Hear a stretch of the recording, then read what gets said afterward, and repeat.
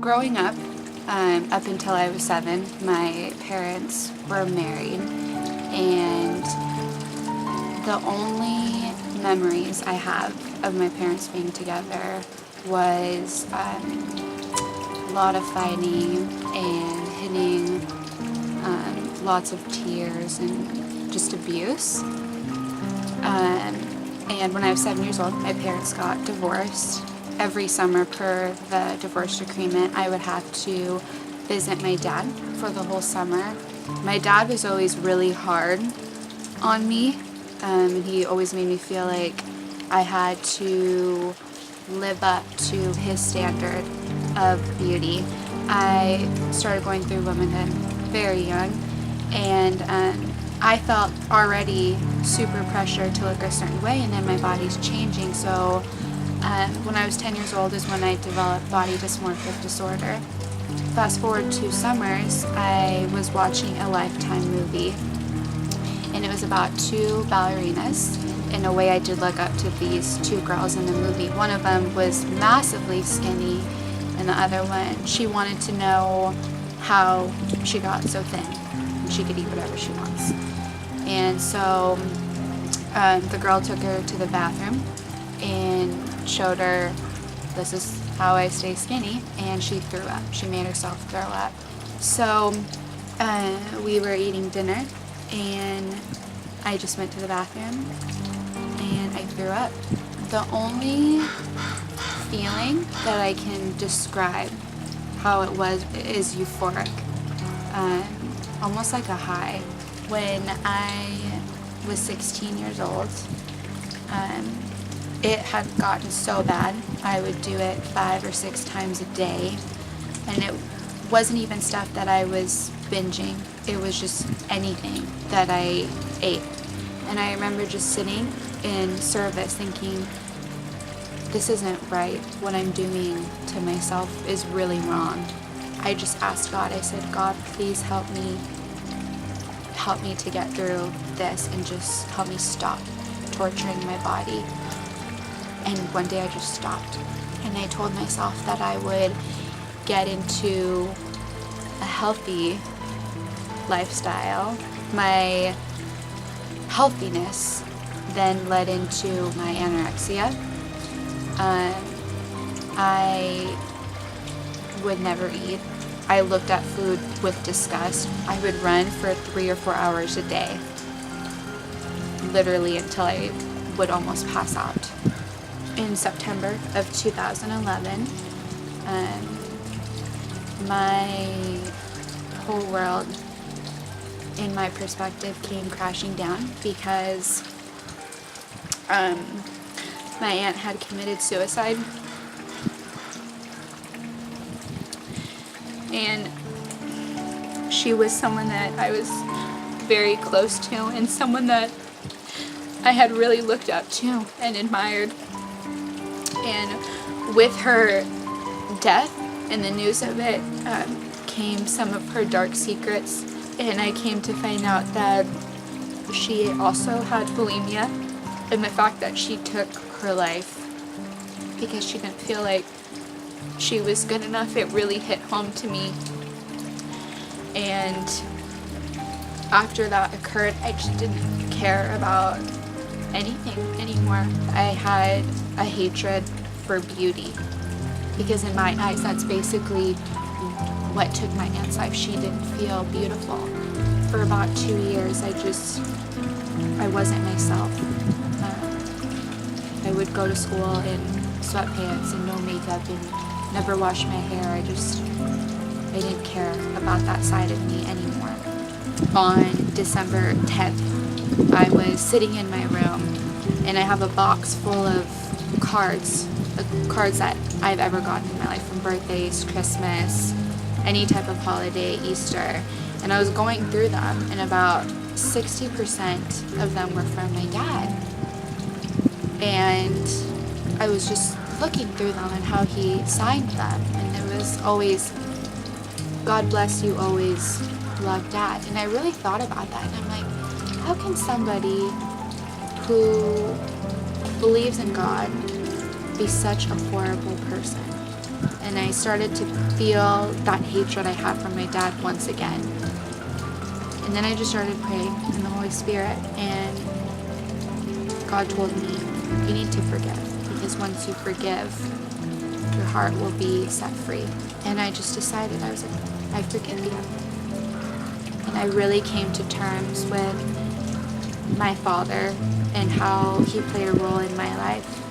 I became one of the women's leaders at Celebrate Recovery. It did bring up a lot of hurt that I had experienced, and it brought up a lot of suppressed memories that I tried to keep down. But with that came the most healing. After almost having my disorders for 10 years, the thing that I have taken the most from, especially in my recovery, is that love is respect.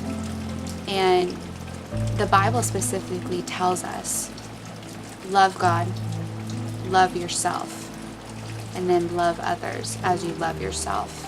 One verse that really spoke to me throughout my recovery is Hebrews 12:1.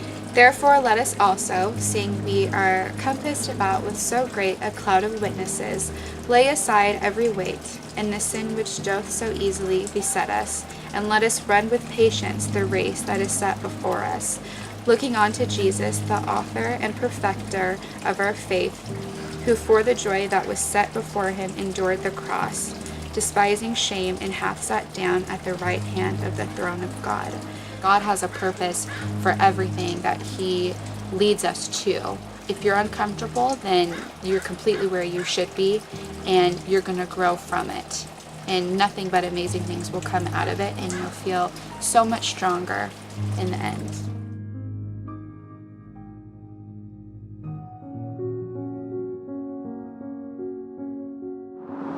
My mom was an alcoholic till I was about 5, and she went into treatment.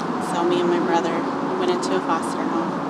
When she got out, we were with her for a pretty good time, and then she also had mental illness. So she went into the hospital sporadically through our lives, and it was hard. You know, you kind of feel abandoned. She had lots of boyfriends, which meant I moved around a lot. And so I tried to get her attention a lot by being a really good student, doing really well, but I kind of felt like I wasn't a priority. When I got into 7th grade, I started making bad decisions to get noticed by my mom and other people. So I lost my virginity at 13.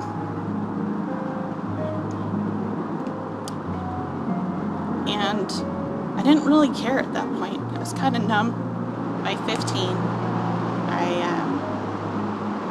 had a boyfriend, and I thought we were pretty serious.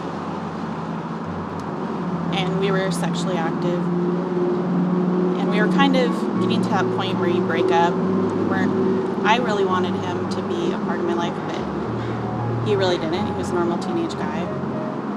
And so we were on again, off again, and I found out I was pregnant. And I also found out he secretly taped us and showed a lot of guys. And so after finding out I was pregnant and that, I just felt completely worthless, disposable. And that was all I was going to ever be. But I had my daughter, and she changed my life for the better. She was beautiful, and I wanted to be a good mom. My mom was doing okay at this point, so she helped me a lot with my daughter, and I decided I wanted to do more things in life. So instead of doing high school the normal way, I went into Running Start and did college. I kind of wanted to excel at everything. I was working, trying to be a good mom, but I was tired I came back from taking my SATs, and my grandma had watched my daughter, and when I got there, there was this guy there who was my grandma's best friend's son. And he was so sweet with Kylie, and not in a way that was trying to get my attention or anything. But I was just like, screw guys, you know, they're only out for one thing, stuff like that. But then, you know, I went home, still finished up that quarter, and saw him again at Christmas because his family wasn't around, but he was with my grandma, and he invited me to church. And I thought, this guy is so lame. But I didn't have anything else to do. I didn't really have any friends, and my grandma said she'd watch my daughter, so I went. It was strange because I didn't have to pretend to be anybody, and I started to feel God's love, and it was really weird and odd for someone to love me after all I had done. I wanted to feel his love all the time. So I continued to go to church. And the guy that was my friend,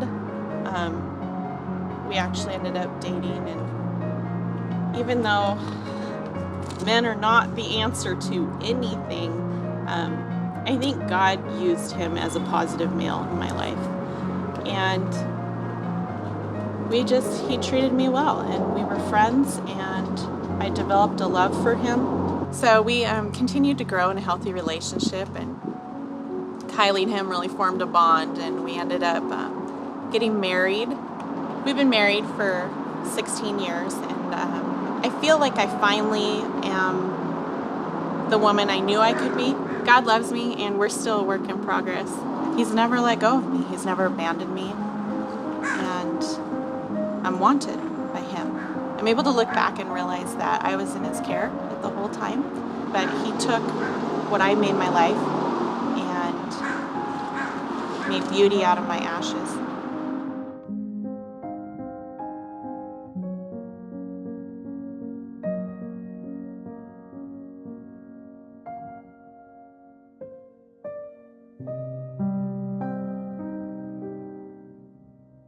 I was born in a Christian family. My parents were really involved in the church that we went to. They were worship leaders for a time being, and I remember I really looked up to them. But even though we went to church, I wouldn't say that they were a good representation of what like a Christian would be, knowing now. We had problems in our family just like any other family. My mom liked to party, and she would be out for days probably. We couldn't get a hold of her. And my dad had anger issues, and he was kind of verbally abusive and sometimes physically abusive. And they also had unfaithfulness in their relationship. That was going on up until probably my 6th grade year when they decided that they were going to separate. And I started seeing things in my mom that I didn't like about her. I thought she was a fool, and I was young, so I started to kind of rebel against her. I've never really had girlfriends, like a group of girls that I hung out with, but there was this group of girls, and they liked to party, and they were really promiscuous. I started going to parties with them, and I remember my first party, people were just like, why are you here? You don't belong here, you know, you don't seem like the type to be here. And I'm like, oh, I can hang out with you guys. And eventually I went to more parties, and that just kind of became my lifestyle. I also was introduced to smoking pot, and I became what people would call a pothead. My relationship with my mom at that point got really, really bad. I think when I was 17, almost 18, I had a stupid fight with my mom because we fought a lot, and I got kicked out of my house. I was hurt, but I was ready, like, to go. I was just like, fine, if you don't want me here, then I'm just gonna leave, like, I don't care. And I just packed up my stuff, and I ended up at my boyfriend's house at the time. But while I was living there, like, our lifestyle continued. We continued to party, and I continued to hang out with the same people who like to do drugs and smoke and that kind of stuff. And it was really destructive, not only on our relationship, but just like our friendship. And he broke up with me probably about a year into me living there. I don't know, it was just a really depressing time for me. I was kicked out of my house and stuck in a place where I didn't drive, I didn't have a job, I didn't have anything to become an adult or a better person. And so I was stuck there at his house, and we weren't together anymore, and I just didn't really know what to do. I had been friends with this girl named Victoria for a while during high school, and when me and my boyfriend broke up, I'd already been in contact with her, but she had been going to a church called East Point in Bonnie Lake, and invited me to go with her. The first time that we went to church, she asked me if I wanted to smoke. I chose to do that before church, so I guess I wasn't completely ready to let go of the things that I was into. While I was there, I did get bits of truth. I remember we went to this place called like the prayer house, and I started seeking out Jesus at that time because I'd been hearing these things that they're talking about at the church that I never really understood.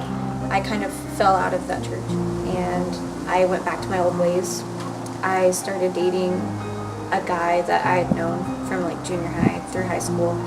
It was purely just like partying and physical between him and I. There was no like friendship really, and I just remember God kind of starting to speak to me, and I don't think I knew that it was God's voice, but it was like I didn't want to be with this person, and I remember praying and asking God to give me a reason to break ties with him.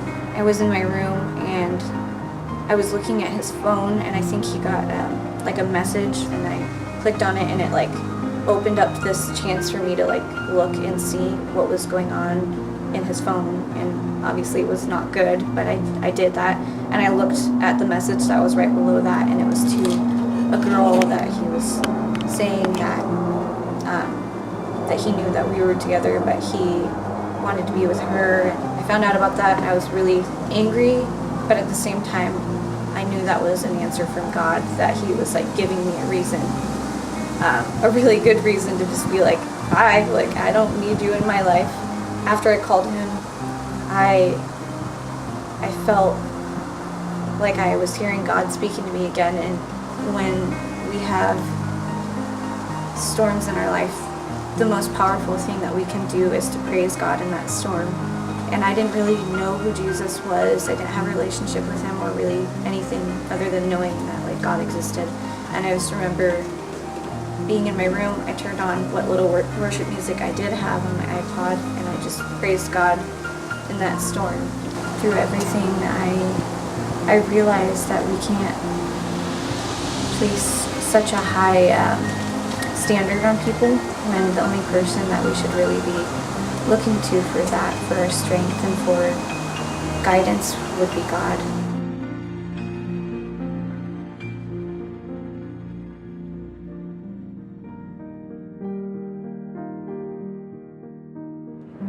So I grew up in a Christian home, and my family was always really involved in the church. But it wasn't about until 7th or 8th grade when I just had this epiphany that my relationship with Jesus isn't my parents' relationship, and it isn't my church relationship. And so that was just really exciting to start living a Christ-centered life, knowing that Jesus was by my side and in my heart, and he wasn't just in the Bible or just at church. I definitely didn't come without struggles, though. About 2 years ago, I had a really bad case of anxiety, and for almost an entire year, without anybody knowing, I was worrying all the time and overanalyzing everything. And one time in the first period, I was freaking out about something. I don't remember what it was, but I had an anxiety attack, and I passed out.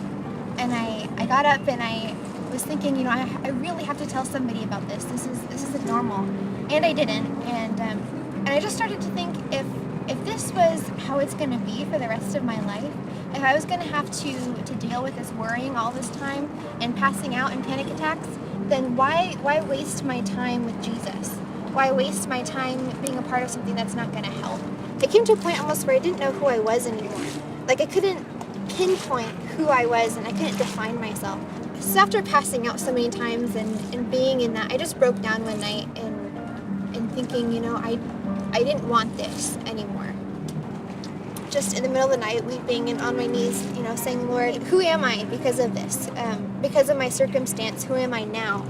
And I remember God telling me, just in the quiet of my heart, that no matter what I do, and no matter what I go through, no matter circumstance, no matter health issue, that I'm not defined by what I do. I'm defined by what Jesus says I am, and I am loved by Him, and that's the definition of me.